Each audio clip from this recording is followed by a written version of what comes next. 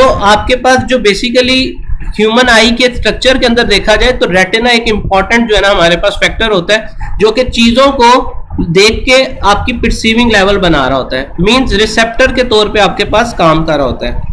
उसी के साथ साथ हमारे पास कॉर्निया काम कर रहा होता है। कॉर्निया क्या काम करता है कि आपके पास जो आई के अंदर इंटीरियर जो हमारे पास सरफेस होती है आई की, वो क्या करती है आपके पास चीज़ों को समझने में, चीज़ों को ऑप्टिक्स दिखाने में जो है ना वो बेसिकली किरदार अदा कर रही होती है। मीन्स चीज़ों को दूर कितनी है, करीब कितनी है, उस चीज़ों को फोकस करवाने में आपके पास मदद दे रही होती है। तीसरे नंबर पे हमारे पास कोराइड होती है। कोराइड क्या होता है बेसिकली, क्योंकि हमारे पास हर बॉडी पार्ट की कोई ना कोई उसकी ग़िज़ा होती है, कोई न्यूट्रिशन होती है जिसके ऊपर वो चल रही होती है, जिसके थ्रू हमारे पास सारा सिस्टम चल रहा होता है। अब कोराइड क्या होता है, जहां पर हमारी बेसिकली ट्रांसमिशन चल रही होती है न्यूट्रिशन की आई के अंदर, मींस ब्लड वेजल्स, आई के अंदर भी अल्लाह ताला ने ब्लड वेजल्स कुछ रखी हैं। सो बेसिकली ये तीन चीज़ें जो हैं वो हमारे पास स्ट्रक्चर ऑफ ह्यूमन आई के अंदर अपना काम कर रही होती हैं।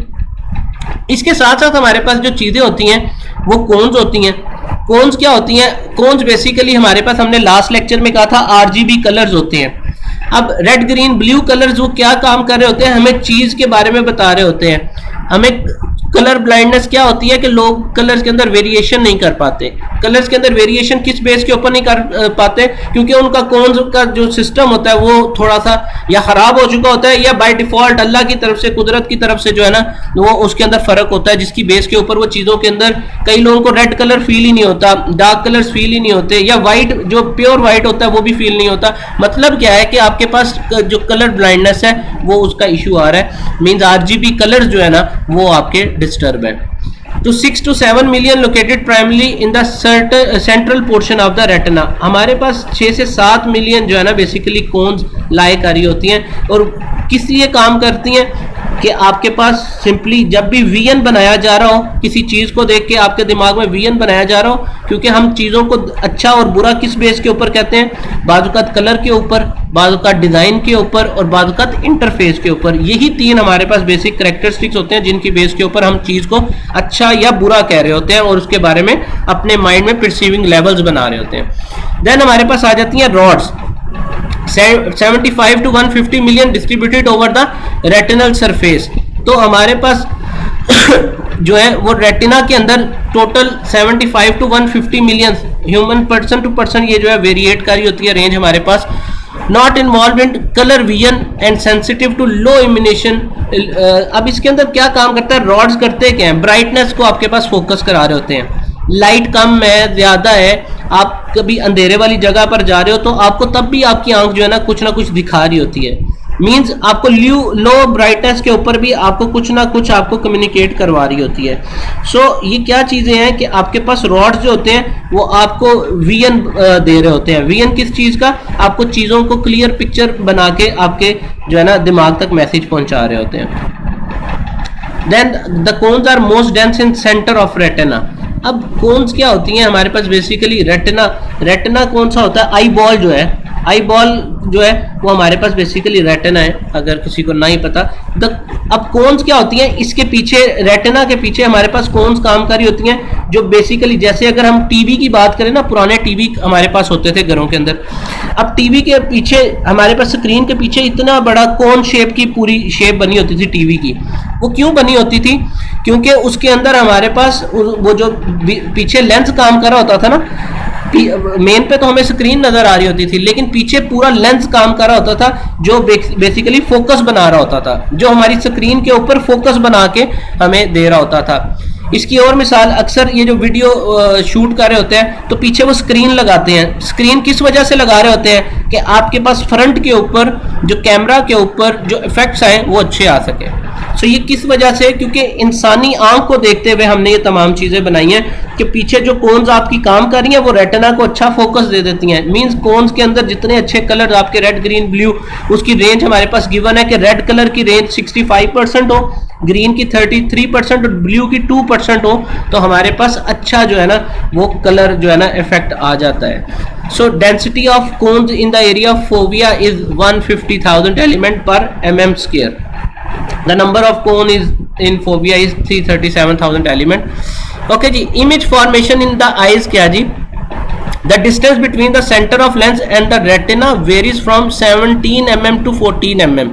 अब ये किस तरह से वेरिएट कर रहा होता है? अब बच्चों के अंदर जो हमारे पास लेंस होता है ना, उसकी जो फोकल लेंथ है उसका पैरामीटर्स कुछ और होंगे, बड़ों के अंदर कुछ और होंगे, और जो एज ग्रुप जो मींस बुढ़ापे को पहुंच चुके होंगे, अक्सर आपने देखा है कि जब लोग थोड़ा बूढ़े हो रहे होते हैं तो उनकी आई के अंदर थोड़ी वीकनेस आ रही होती है। अक्सर लोगों को with the passage of time, age के साथ साथ जो है ना वो आई साइट वीक होना शुरू हो जाती है। मींस क्या होता है कि उनके लेंस कमज़ोर होना शुरू हो जाते हैं। उनके लेंस वीक होने से क्या होता है कि उनका जो फोकल लेंथ है ना, फोकल जो लेंथ है उसके अंदर फ़र्क आना शुरू हो जाता है, जिसकी बेस के ऊपर इमेज जो बन रही होती है ना आंख के अंदर, वो ठीक से नहीं बन रही होती, मतलब चीज़ें ठीक से दिख नहीं रही होती।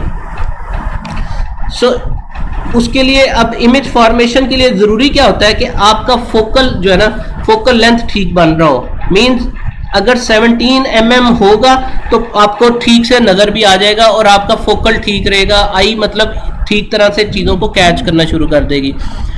अगर 15 mm से जैसे नीचे जाना शुरू होता है 14 mm तक, वहां पर जाकर आपका जो है ना फोकल लेंथ डिस्टर्ब होना शुरू हो जाता है। फोकल लेंथ डिस्टर्ब होने का मतलब क्या है, या हम डिजिटल इमेज प्रोसेसिंग के अंदर ये क्यों चीज़ें डिस्कस कर रहे हैं कि आपका फोकस, जब हम लास्ट लेक्चर्स में बात कर रहे थे तो हम पिक्सल्स की बात कर रहे थे कि हम पिक्सल्स से क्या होते हैं, डॉट्स और स्क्वेयर्स होते हैं। अब अगर वो थोड़े से डिस्टर्ब होते हैं तो उसकी वजह से क्या मसला आता है? उसकी वजह से मसला ये आता है कि आपकी पूरी इमेज जो है वो ख़राब हो जाती है।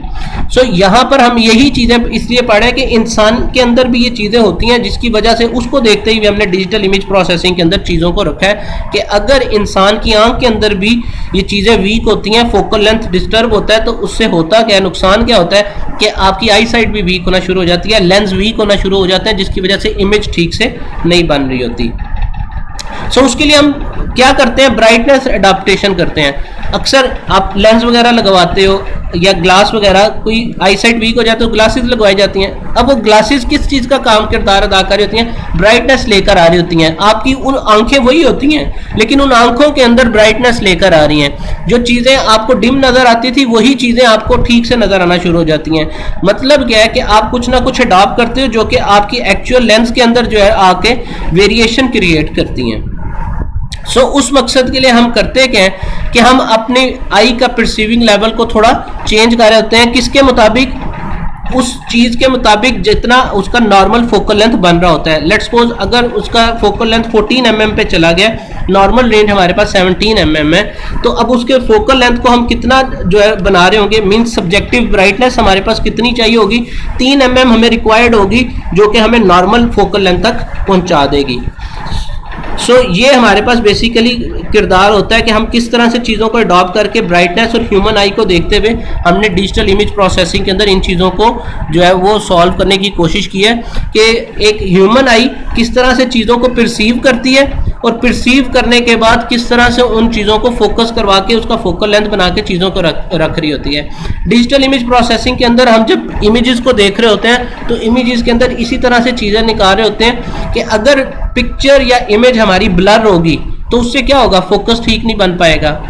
फोकस ठीक ना बनने का मतलब वो मीनिंग ठीक नहीं देगी, उससे इंफॉर्मेशन सही गेट नहीं कर सकेंगे, उससे जो चीज़ नॉलेज निकलेगा वो भी वेग होगा, मीन्स उसके अंदर एम्बिग्विटी आ जाएगी। एम्बिग्विटी आने से क्या होता है, लीडिंग टू एरर। ये चीज़ें हम बेसिकली डिस्कस कर रहे थे इस लेक्चर के अंदर।